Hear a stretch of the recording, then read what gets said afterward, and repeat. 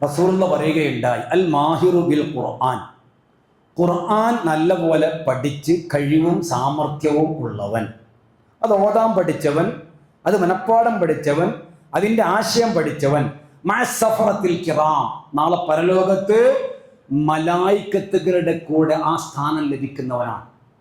മഹാന്മാരായ മലായിക്കത്തുകളുടെ സ്ഥാനമാണ് അവന് ലഭിക്കാനിരിക്കുന്നത്. ഒരഭിപ്രായ പ്രകാരം റുസുലുകളുടെ, മുർസലീങ്ങളുടെ സ്ഥാനം. മാഹിർ എന്ന വാക്കിന്റെ അർത്ഥം പരിചയമുള്ള എന്നാ. ഇവിടെ ഉദ്ദേശിക്കുന്നത് എന്താ? സമർത്ഥമായി ഖുർആൻ ഓതാൻ പഠിച്ചു, അതേ പ്രകാരം അത് ഹിഫ്ളാക്കുകയും ചെയ്തു.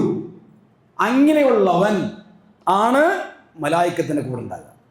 വല്ലദീ യഖറഉഹു, എന്നാൽ ഒരുത്തൻ ഖുർആൻ പാരായണം ചെയ്യുന്നു, വയതഅതൗ ഫീഹി, അതിലവൻ വലിയ പ്രയാസം അനുഭവിക്കുന്നു.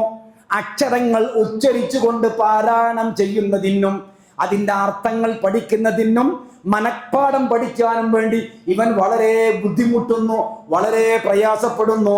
ഫഹുവ അലൈഹി ഷാഖുൻ, വലിയ പ്രയാസമാണ്. ഇങ്ങോട്ട് പഠിച്ച് ലെവലാക്കി എടുക്കാൻ വലിയ ബുദ്ധിമുട്ടുണ്ടെങ്കിൽ ഫലഹു അജ്റാനി, അവന് 2 പ്രതിഫലമുണ്ട്. എത്ര? 2 പ്രതിഫലം. ആർക്ക്? ബുദ്ധിമുട്ടി പഠിക്കുന്നവന് 2 പ്രതിഫലമുണ്ട് എന്ന് അല്ലാഹുവിന്റെ റസൂലാണ് പറഞ്ഞത്. ഇമാം ബുഖാരി റിപ്പോർട്ട് ചെയ്ത ഹദീസാണ്. അതുകൊണ്ട് ഇൻഷാ അല്ലാഹ് അടുത്ത വ്യാഴാഴ്ച മഗ്രിബ് മുതൽ 1 മണിക്കൂർ സമയം പരിശുദ്ധ ഖുർആൻ കൃത്യമായി പഠിക്കാനുള്ള അവസരം ഇവിടെ നമ്മൾ ആരംഭിക്കാം. അടുത്ത വ്യാഴാഴ്ച മഗ്രിബിന് ശേഷം. അയ്യോ, അപ്പൊ കടയിൽ ആളുണ്ടാവില്ല, പ്രശ്നമായി. കട ബന്ധാക്കാൻ കഴിയൂല. ഓളെ ആസ്പത്രി കൊണ്ടുപോകണം, ഇപ്പാക്ക് അവിടെ അസുഖമാണ്, ഉമ്മാക്ക് ഇവിടെ മറ്റതാണ്, ഇവിടേക്ക് പോകണം. അതിന് മുൻകൂട്ടി അറിഞ്ഞാൽ അതിനൊക്കെ ഒരു തീരുമാനം എടുക്കാമല്ലോ. അതാണ് വ്യാഴാഴ്ച മുൻകൂട്ടി പറയാൻ കാരണം.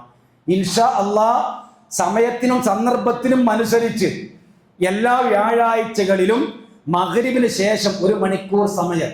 അപ്പൊ നമുക്ക് സംശയം ഉണ്ടാവും, ഞാനെങ്ങാനും ഓറെ മുമ്പ് പോയി ഇരുന്നാൽ എന്നെ കൊണ്ട് ഓദിപ്പിച്ചാൽ ഞാനാകെ വിഷമാവൂലേ. നിങ്ങളുടെ ഇൽമ് പരിശോധിക്കാൻ അല്ല, നിങ്ങൾക്ക് വിവരമുണ്ടോ, നിങ്ങൾക്ക് ഓർത്തറിയോ എന്ന് പരിശോധിക്കാനല്ല. അങ്ങനെ മനസ്സിലാക്കണ്ട.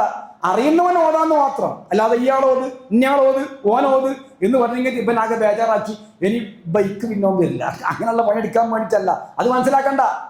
അത് സുയിപ്പന്നെയാണ്, ഓർപ്പല്ല നമ്മളെ ക്ഷണിക്കുന്നത് വിചാരിക്കണ്ട. അതുകൊണ്ട് സാധ്യമാകുന്ന എല്ലാ സഹോദരിമാരും